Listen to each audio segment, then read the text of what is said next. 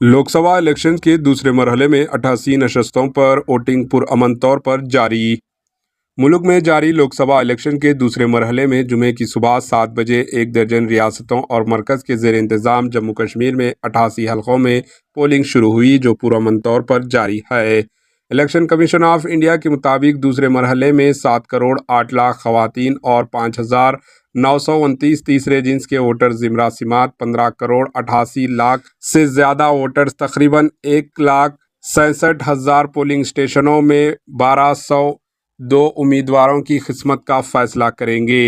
بتایا گیا ہے کہ 88 حلقوں میں سے 73 کا تعلق عام زمرہ سے ہے، جبکہ نصف درجن ایس ٹی امیدواروں کے لیے 9 ایس سی امیدواروں کے لیے محفوظ ہیں۔ اس مرحلے میں پولنگ اصل میں 79 حلقوں میں ہونی تھی، لیکن مدھیہ پردیش کے بیتول سیٹ پر ووٹنگ بہوجن سماج پارٹی کے امیدوار کی موت کے بعد 7 مئی تک ملتوی کر دی گئی ہے۔ صبح سے ہی کئی پولنگ بوتھ کے باہر لمبی قطاریں لائنیں دیکھی گئی۔ ووٹرز اپنی جمہوری حقوق کو جلد استعمال کرنے کے لیے بے چین دکھائی دے رہے تھے، جبکہ دن چڑھنے کے ساتھ گرمی کی شدت میں اضافہ ہو رہا ہے۔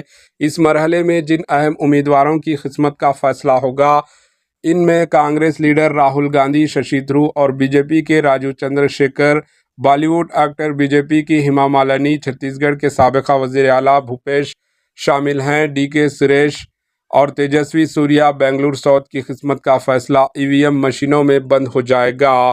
Bureau report, AHN news.